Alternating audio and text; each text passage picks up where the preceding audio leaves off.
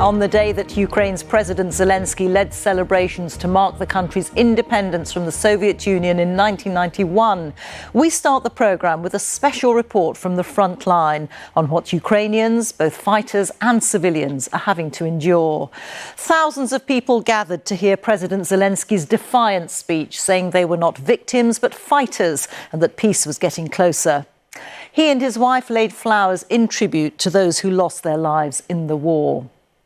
The area here in red shows how much territory Russia now has control of. But Moscow wants the whole of the Donbass region, which is rich in resources. Tens of thousands of soldiers have died on both sides for the smallest gains in territory here. Russia now controls most of it, and the fighting there is more ferocious than ever. Our international correspondent Quentin Somerville and camera journalist Darren Conway have spent the past week in the frontline town of Dobropillia, and a warning that their report contains detail of injured soldiers, which some viewers may find distressing. The threat comes from the skies, and Ukraine's miles of anti-drone netting only offers some protection. We're following a team of rescue volunteers to the front. There's an FPV drone, a Russian drone, overhead, so we're moving as quickly as we can to get out of here, because Russia has been targeting the evacuation convoys as well. They've come to evacuate people from the frontline town of Dobropillia, but the Russian drone is still overhead. We're told to take cover. Stay on the tree, stay on the tree. The detector not only identifies drones, it sees the Russian operator's live TV signal. Get out of the cars, out of the cars. And it's getting closer. Get out of the cars, out of the cars. Out of the cars, out of the cars, out of the cars. We head for better cover. The drone is on the hunt. But Lars and Varia have done this run dozens of times. So they watch and wait. They can see the drone's explosive charge. It's an RPG warhead. Drone jamming equipment is turned on, but it doesn't combat all threats. It's coming down this road. As he looks for visual confirmation, Lars calls in the sighting to other rescue teams. The FPVs in Maladizhny, we're currently hiding in the building, waiting it out.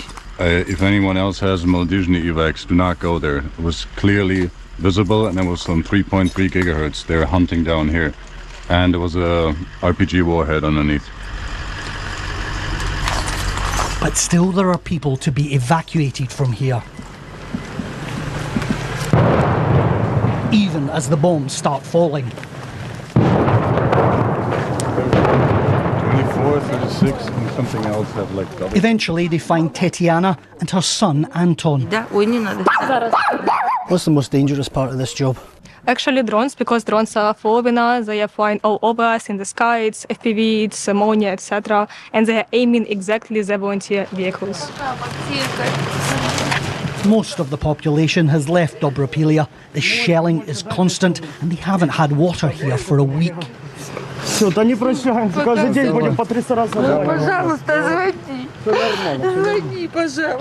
This parting will be especially painful.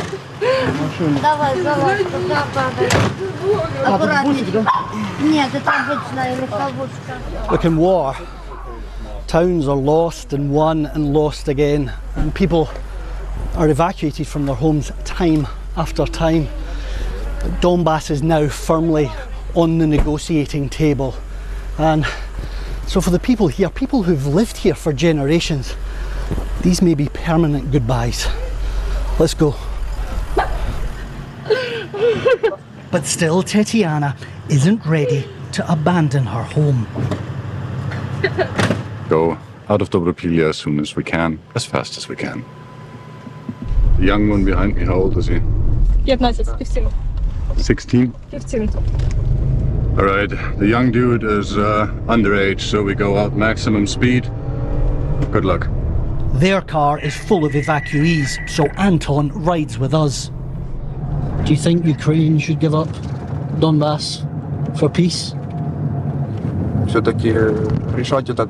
I think we need to sit at the negotiating table and resolve this conflict in a peaceful way, without blood, without victims, because war is very scary and it's very painful. It's just horrible.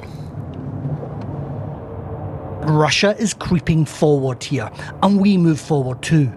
Near Dobropillia, small groups of its troops broke through Ukrainian lines. Ukraine says they've been pushed back, but as we saw for ourselves, it came at great cost. We head to a field hospital not far from the fiercest combat. Here we have to kill the lights. Everything is a target. It's the medics' busiest time. The injured can only be collected under the cover of darkness. So it's all hands on duty tonight. Senior Lieutenant Dima is one of the surgeons. The soldier on the gurney has lost most of his right leg in a drone attack.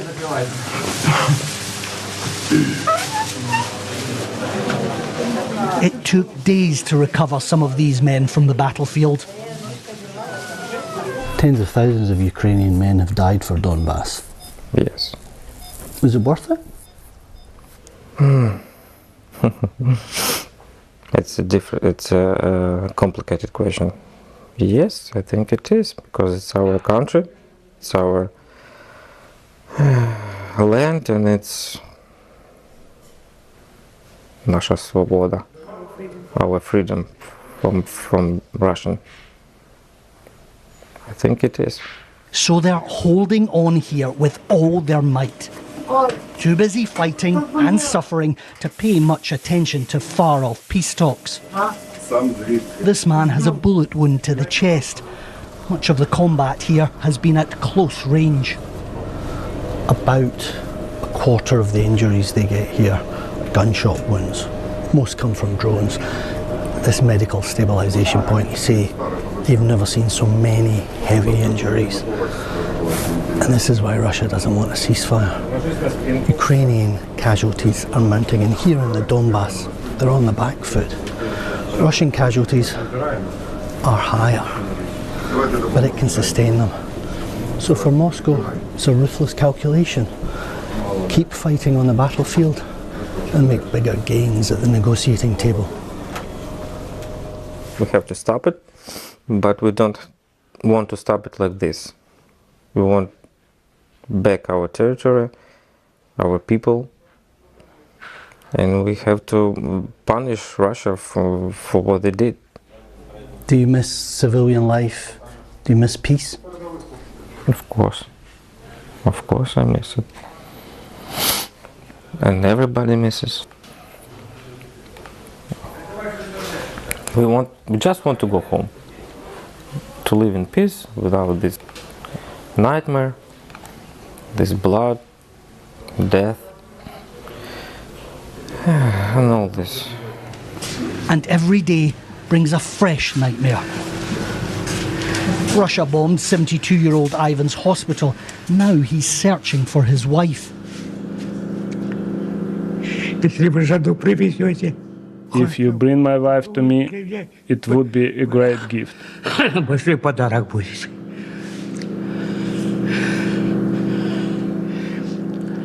For him, there will be no peace until he finds her. Much more than just land will be lost here if Donbass is surrendered.